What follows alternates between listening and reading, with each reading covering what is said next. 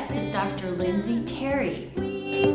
When he was a very small child, his mother and daddy woke up one night in England and they could hear music in the house. And they looked at each other and they thought, where is the music coming from? The gospel clear and strong. Stand for, claim your heritage of truth. Welcome to Heritage of Truth. Today my guest is Dr. Lindsay Terry. Welcome.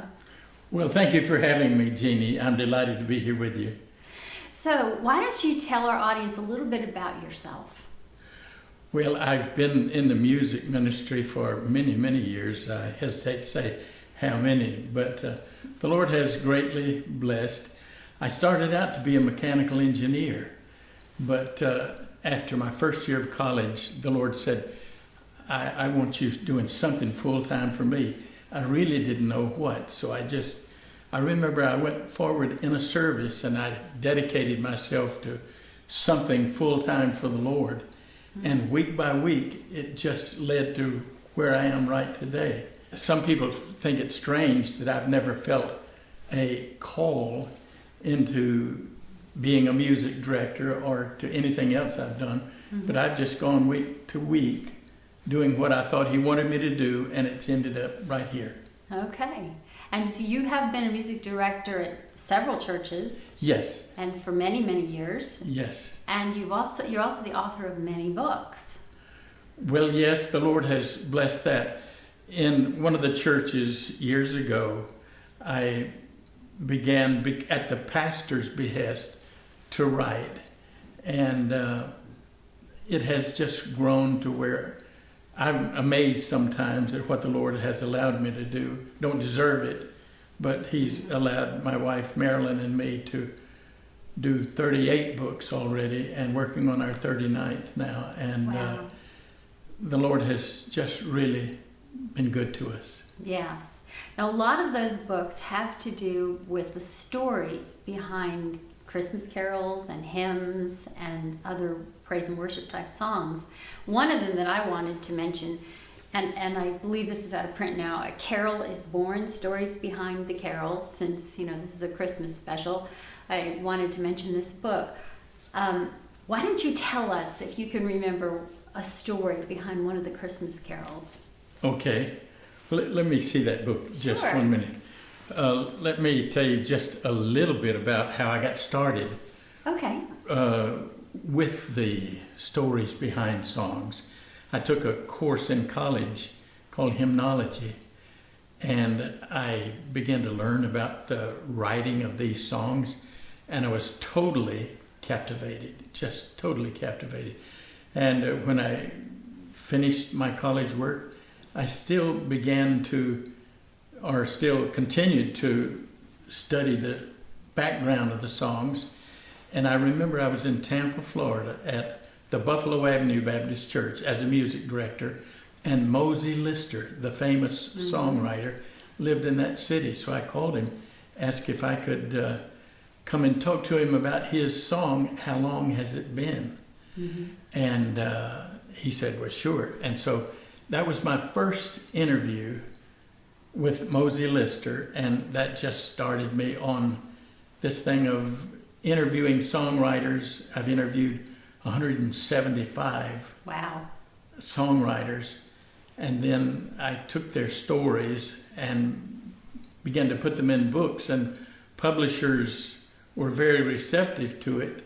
So I've written, I think it's 8 books now of the stories behind famous songs, and that's been a joy for Marilyn and me to do. And many people have been so gracious in their comments about the books, and I've appreciated it so much. Now, this book is a book that A Carol is Born. It's for children, the only children's book that we ever wrote, and Mrs. Thomas Kincaid did the introduction to this book, and we were honored that she would do that.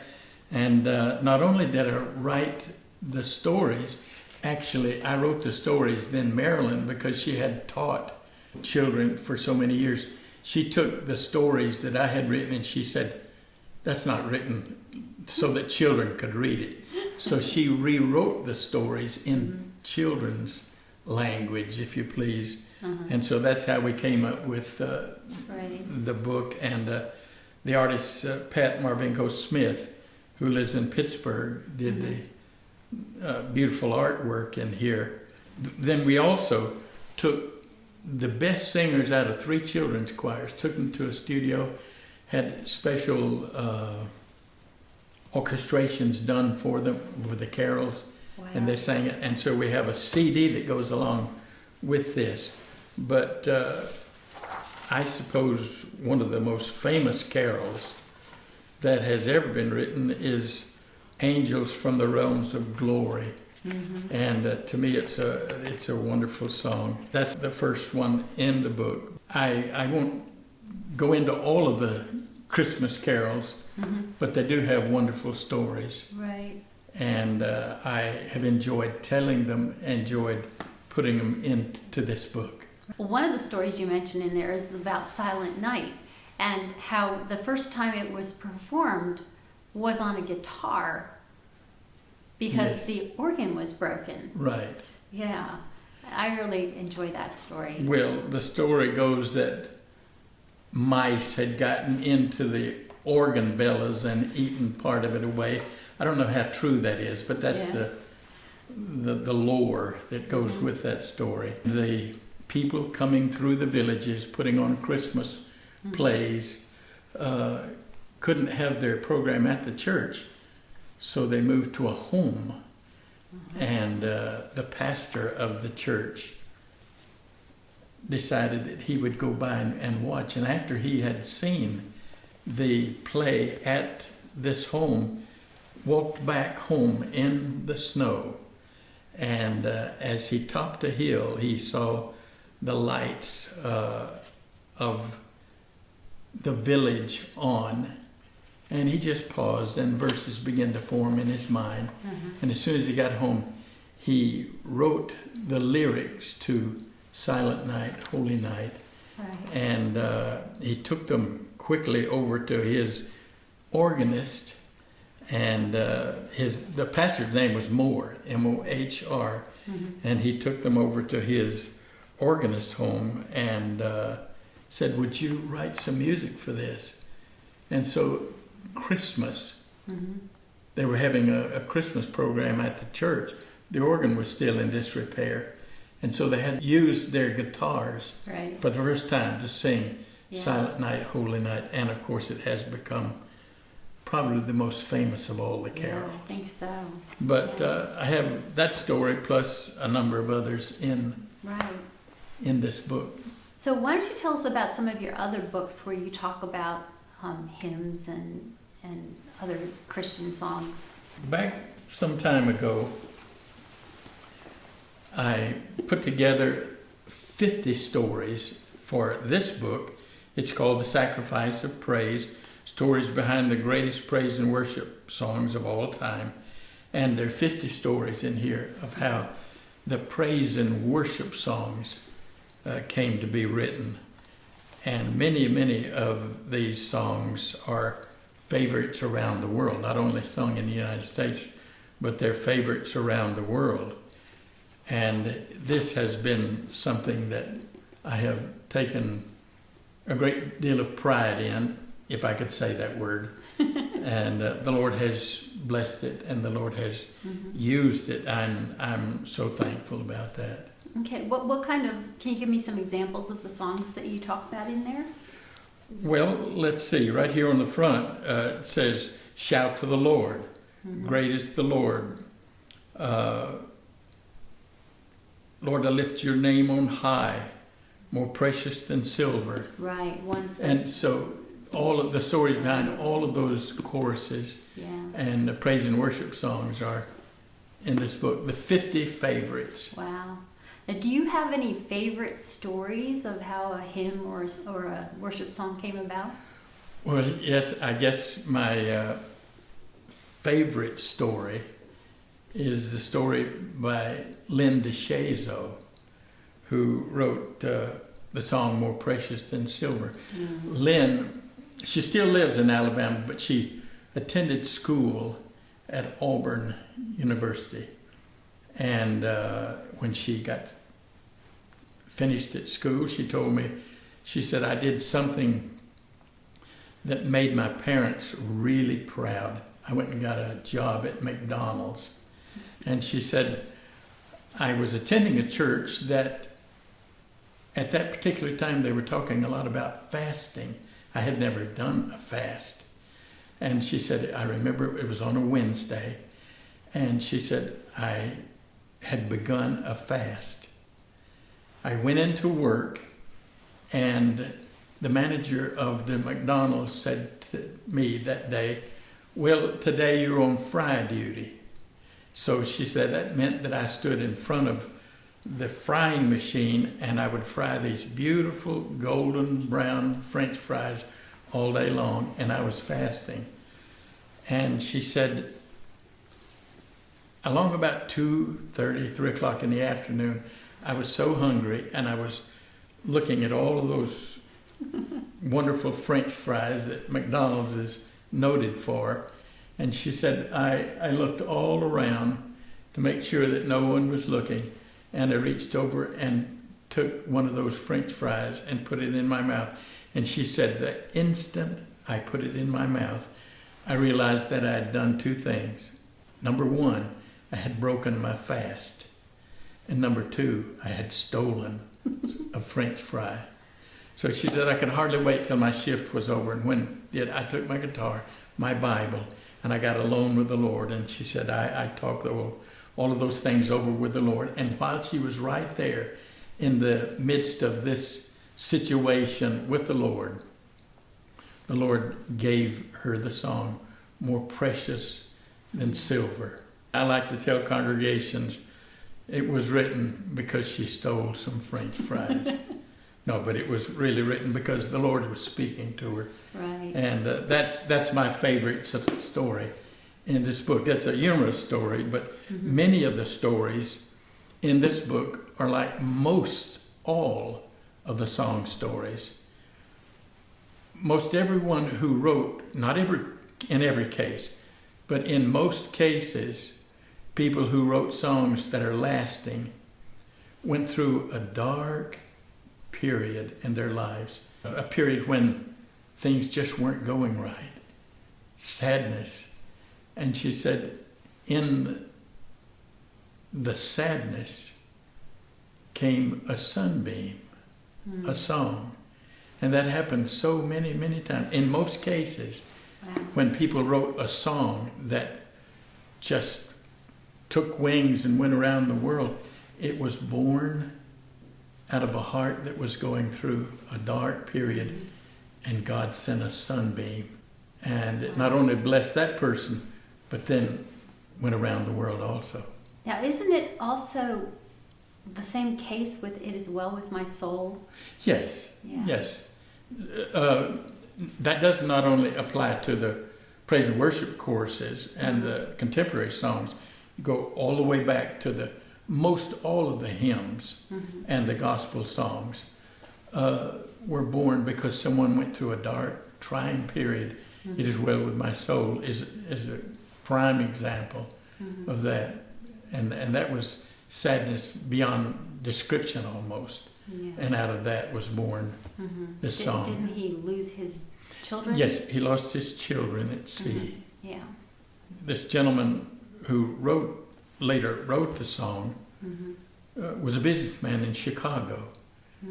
And he wanted to take his wife and children on a holiday in Europe, in England actually. And so the time came for him to board a ship, and all of a sudden he realized there was something that he needed to stay behind for, to take care of, but to put his wife and children on this ship, the Ville de Havre. And he said, now I will 2 weeks later join you in Europe there.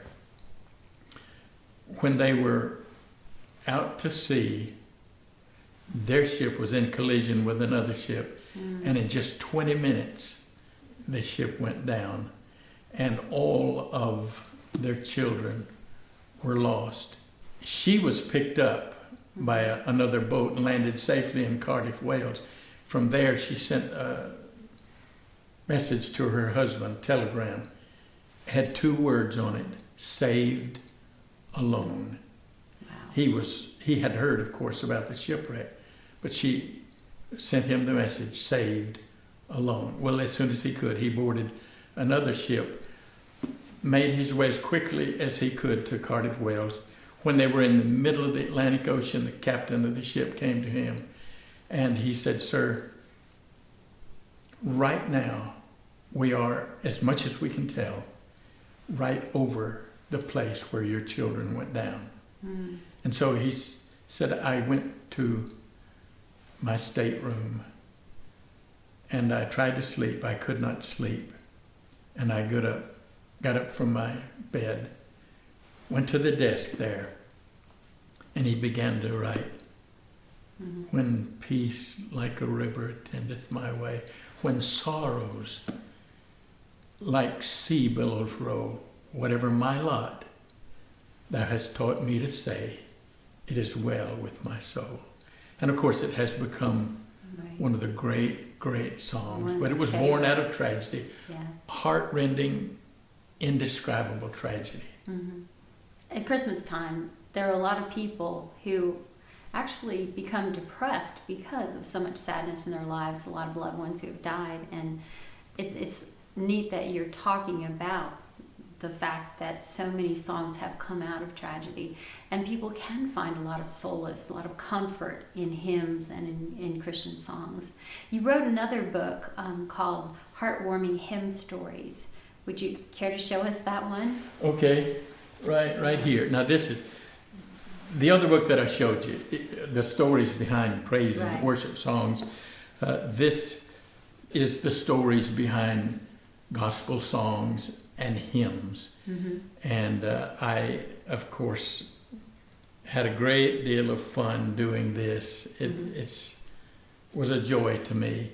And some of the people were still living, and so I could interview them, get their stories. Uh-huh. But of the 175 or so people that I have interviewed, many of them have gone on to heaven. Right. And but I'm just glad that I got their stories while I could get them. But many of the stories are there. And then you remember I said I took a course in hymnology. Well, I began to collect books of song stories. Oh. And I have a library that goes back about 400 years Wow.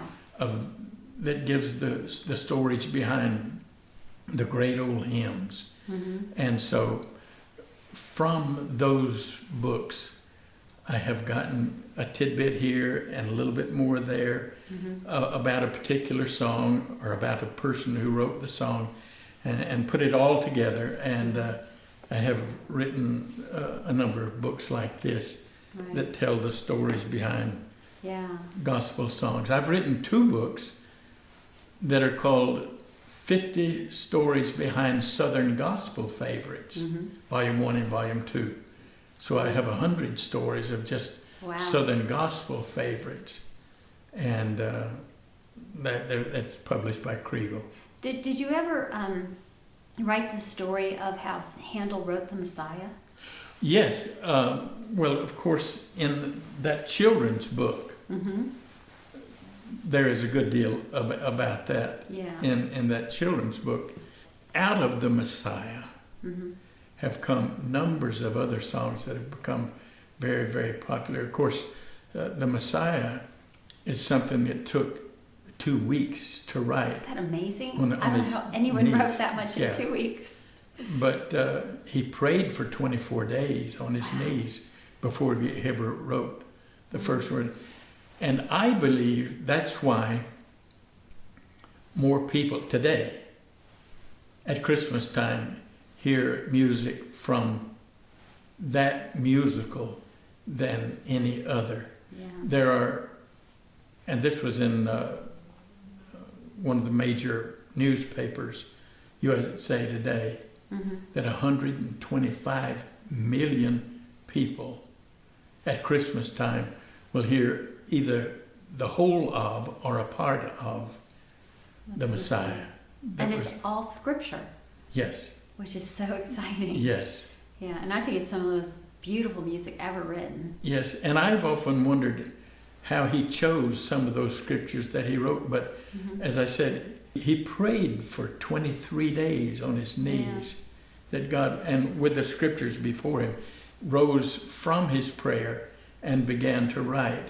Wow. And no one knows why he chose particular scriptures to put into music, but it has become the most popular Christmas musical.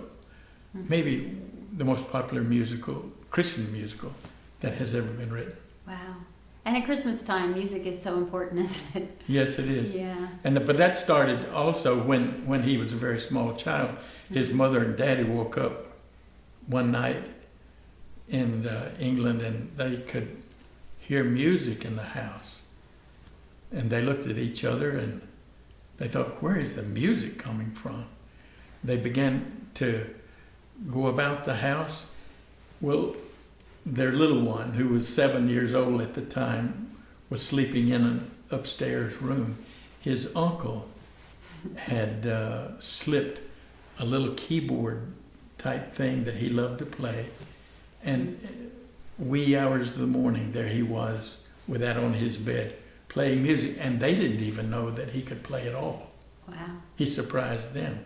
But then he went on to become not only the writer of the Messiah, but many, many other major musicals in England. Yeah. He was amazing.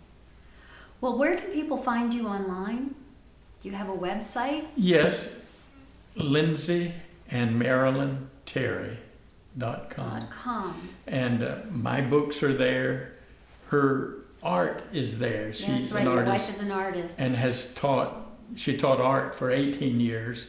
She has 2 degrees in art, and she still paints, and her paintings sell, and she just takes great joy in the artwork. So you'll see, that's the reason the name is www.lindsayandmarilynterry.com.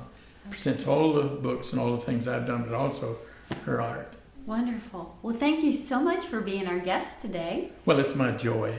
I like to talk about the songs, and I like to talk about things that the Lord has allowed us to do. And thank you for having me.